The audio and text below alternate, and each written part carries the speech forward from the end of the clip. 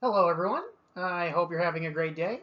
So, I'm just getting off that big reveal. Yeah, wow, a lot of good stuff are coming out here.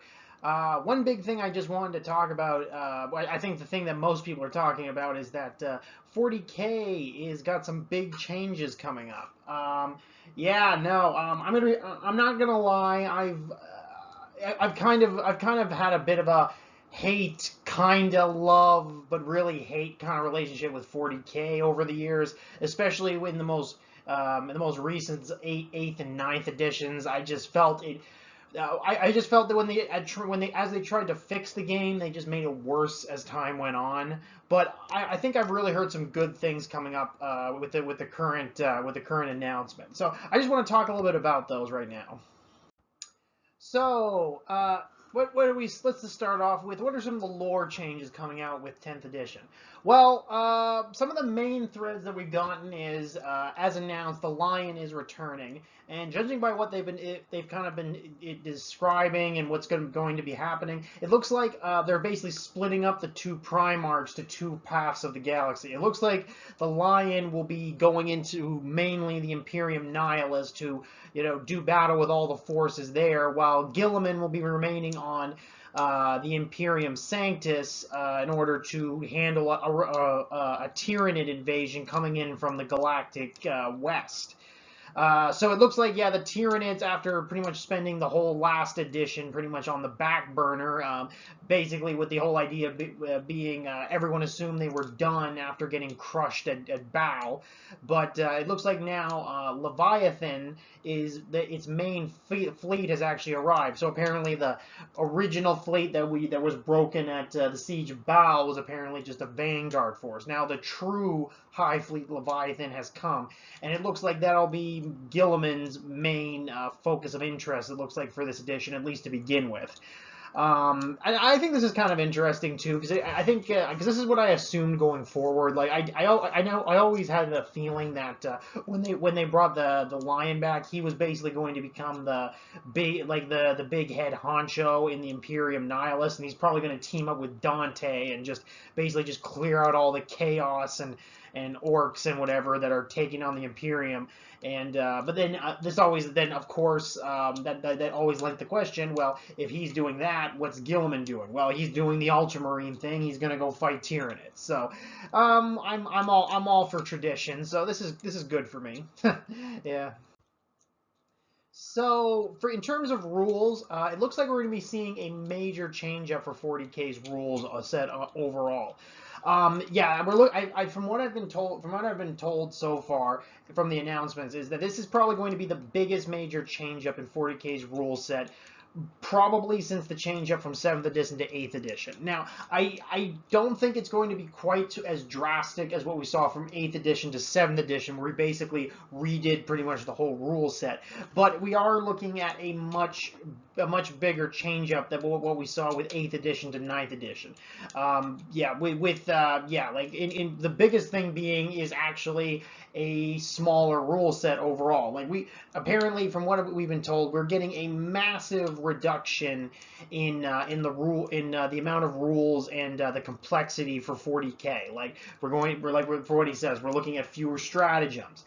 There's going to be fewer individual faction rules. There's going to be complete overhauls to the game system itself. Like, but the big thing, like for example, the big thing they mentioned was like the whole idea of the psychic phase going away. Like, wow, like that's actually really something I didn't think they would do. Like, I always assumed they would try to like usually what Games Workshop does when they were doing their rules is they keep things generally the way they've always been, but they just kind of like change it up a bit to like tweak things. Like, for example, like with what we saw with Age of Sigmar, like where they kind of made it so a lot more things happen in the hero phase, so they didn't carry over to other phases, or they just made magic the magic phase just like more streamlined to make it go faster. But no, this apparently is they're just taking out the whole psychic phase altogether. So we're losing like there's not going to be any spell tables. They're just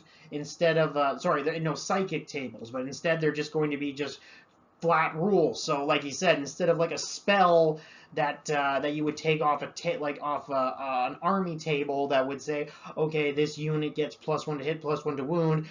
That psychic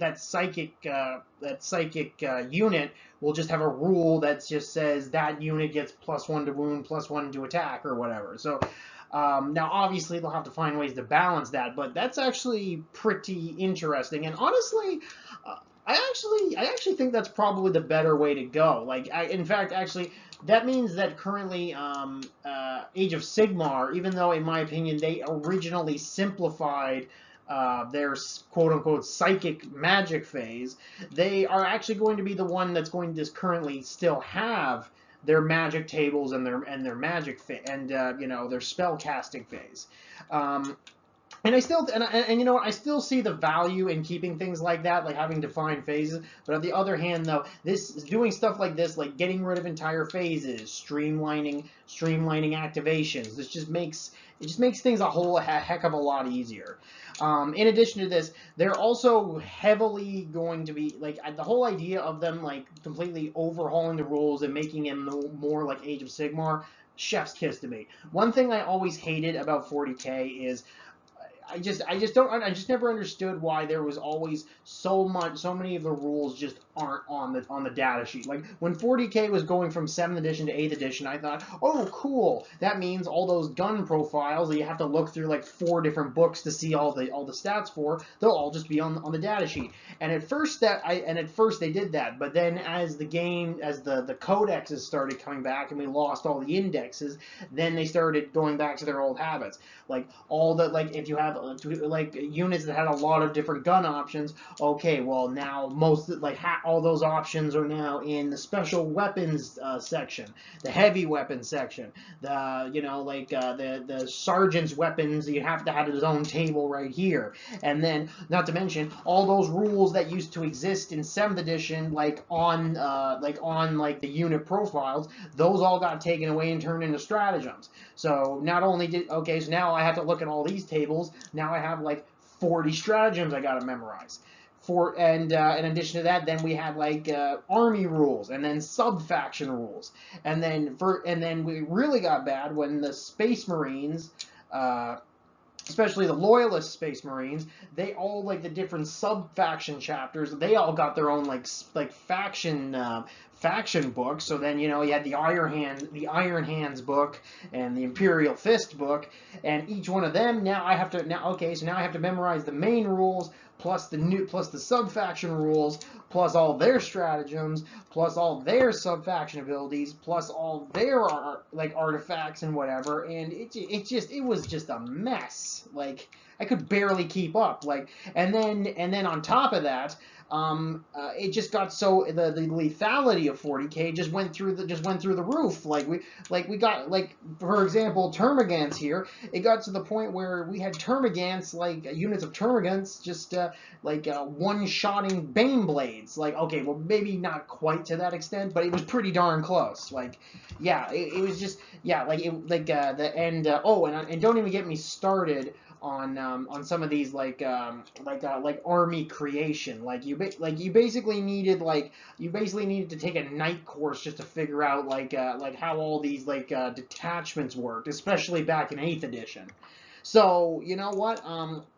That I'm really glad. So what they basically said was, and this I don't fully understand, and I hope there more comes to it. Basically, they said there's not really going to be any detachments. You basically just you take a certain amount of units. You take a warlord, and then you can just take whatever you want within the points limit. So basically, it sounds like they're kind of going with, as long as it's within the points limit, you can build your army any way you want, with certain restrictions. Like, you can't have three of one unit unless it has a battle line keyword. My issue with this is this kind of reminds me when Age of Sigmar first came out, and they basically just had that whole, well, there is no army structure, just bring whatever you want, kind of thing. And as good as that sounds, a lot of people did not end up liking that. They thought it was just too it was just too unstructured. So I think I need to read more on how this is going to be, and then on top of that, and just so and on top of that, they've majorly overhauled and streamlined how the unit stats are worked. So as we can see from just the preview here, so yeah, there is no so basically yes. Toughness and strength still exist. I always knew that. I never thought that was going away. I thought that, honestly, that rumor never made sense to me. Like, 40K has always had that. I don't think they're ever going to lose that. At least not for a very long time.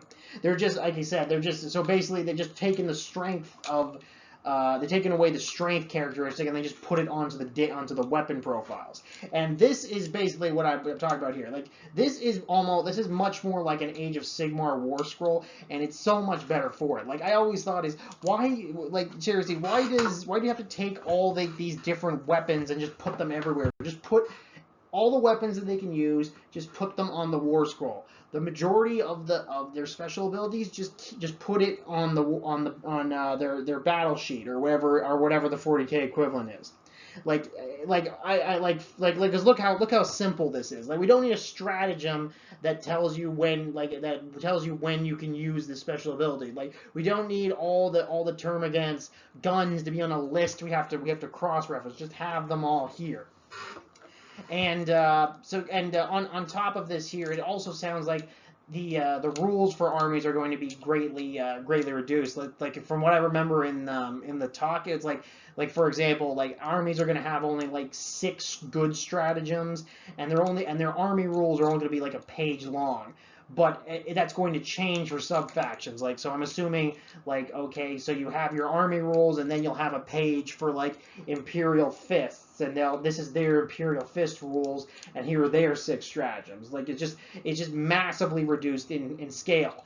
So as some people are probably going to think that this is going to take too many of the flavor out. Just remember, this is going for a more of an Age of Sigmar outlay. So people often forget Age of Sigmar has hundreds of rules. It's not as simplistic as you think, because all the rules, they're on the War Scrolls. Like, so basically, what they're saying is a lot of these guys who had like all their rules in like psychic tables and army army faction rules and weapons lists, they're just going to take those and just put them on the War Scroll. So basically, they're getting their rules back when they lost them to stratagems and faction abilities. So this is a big step forward, because it also simplifies things. Is that you just need the battles, you just need, like, the data slate or whatever these are called. You just need this. So big thumbs up there. So anyway, overall, what do I think of everything I've heard so far? Well, I really like what I'm hearing here. Like, my biggest complaints, like, I've had against 40K being that there's too much bloat in the game, and the lethality was just out of the goddamn roof. Well, you know what? Those have both been reduced. They've been taken care of. Like, I obviously will need to see some more of the rules going forward, but like, at least the fact that they addressed my 2 biggest gripes with 40K from last edition has really lifted my spirits on the game. Like, the rules bloats was out of control. Like I said, you had like 40 stratagems for each sub-faction you had to memorize. You had like pages upon pages of allegiance ability, like, faction abilities you had to memorize. You had sub-faction abilities you had to memorize. You had data slate like rules you had to memorize. You had FAQs. You had supplements. It was just insane. So pulling back on that is really good. And then the lethality factor. The game, like, for example, shooting in 40K has gone completely insane. Like, it's just, there's Rend has gone, like, like AP, sorry, not Rend, AP values is, like, gone through the roof. I mean, seriously, like, Termagants had -1 AP with strength 5 guns. Like, I mean, just, like, units just died so quickly, it's just insane. Like, I think, like, like, a monolith shouldn't die on average to just one squad shooting at it with las guns. Like, it's just making the game too much of a, okay, whoever hits me first wins, like, that's just, yeah. So, big thumbs up in that regard there. free rules are also a big plus here. Like, and this makes perfect sense too. You can't have a redo to this extent without having to basically invalidate everyone's codexes. And honestly, this is probably the reason why they don't tend to do this, because again, they're trying to sell you books. They can't just make them irrelevant just like every time they refresh the game. Like, they try to keep these books they're selling relevant as long as possible. But they honestly, I think they obviously realize the seriousness of the situation. Like, from what I've been seeing online and from communities and just general like, you know, just general stuff I can see with my own eyes, 40K has really lost a lot of favor with many people. Like, people still like 40K, don't get me wrong. It's still the #1 tabletop game, but it's becoming obvious that people were falling out of love with the game very quickly. Like, they were reaching a point of no return, to the point where, okay, there's no way we can salvage this without just making everyone madder at us. So free rules is the only way to fix this, because yeah, because and not, well, fix it in that that's the only way they can get everyone on board, like, without having to make them just buy a whole new codex. And on top of this too, I'm also liking the new models too. So one thing a lot of people, I think, noticed is that I think they're going in the right direction with the whole Firstborn Primaris debate. Okay, look, from what I've been saying, Firstborn, I think, like, whatever you may feel about Firstborn, I'm a firm believer that Primaris is our future. Now, that's less certain, at least how it's going to be going forward. But I think this is a good middle ground they're kind of finding here. Like, again, I never really understood what was going on with the whole Primaris and Firstborn thing. Like, okay, well, why can only Primaris ride in these transports, besides the fact that you're just trying to push the new models? Like, from a lore perspective, it made no sense. Like, this makes a lot. These Terminator armors now make a lot more sense. These are updated Terminator armor, but they can be worn by anyone. Because here's the thing, they are Primaris Marines and Firstborn Marines. There is nothing stopping them from using each other's equipment. These Terminator suits can be worn by anyone. Okay, like, this is not like oh, if you know, like, if a Firstborn Marine picks up a bolt rifle, he'll spontaneously explode. Like, no, it's equipment. All right, like, there's no real reason why they can't do it. So thank you for doing that. Just let them use each other's stuff. It would make everyone happy. Anyway, yeah, so now, having said that, however, like I said, there are still things that I'm wary from what I've heard, in that, like, you know, like, this whole, like, I still want to know what's going on with how army constructions are going to go. To what exactly is the extent by which they're going to simplify things? I do want them to simplify things, but at the same time, I don't want them to simplify them to such the extent that it's basically going to turn the game into just two factions just hitting each other, but there's no flavor to them whatsoever. They're both virtually the same armies, just with just slightly different coats of paint. Like, you gotta understand, like, 40K is still, to this day, has a Space Marine problem, and the problem is you really gotta be careful, because if you make all of them look like all of them function too similarly, you can really run into the issue of just, quite frankly, you can just you know, start to bore large segments of your audience. And this is a real problem with, like, 70% of your armies are basically just Space Marines. Like, it can be hard to make them all flavorful and unique when you're actively, like, you know, simplifying them to this extent. So, and on top of this here too, I still would need to know, like, what exactly are they all? So we know for a fact we're losing the psychic phase, but what else are we losing? Like, we're also, and, like, for example, they also said that they're massively redoing how morale works. So instead of losing models, we're just, you know, those units are now just going to be affected in different ways. Well, how is that going to work? Because, like, part of the reason we lost models is because back in 7th edition, the whole fall back with your units was kind of slowing the game down and adding more bloat. Like, I kind of feel that that's a little counterintuitive. So you're saying you're making everything simpler, but it kind of sounds like you're making morale more complex. So that's a little. I'm curious how they do that. Overall, though, I really like what I've heard about everything they've said here. 40, and honestly, I think this might just get me back into 40K, because honestly, I don't think there's anything they could have done to turn me more away from it. So this is looking good. Well, anyway, those are my opinions on everything, and we'll just have to keep our eyes peeled for the next few months and see what happens. Yeah, cheers, everyone.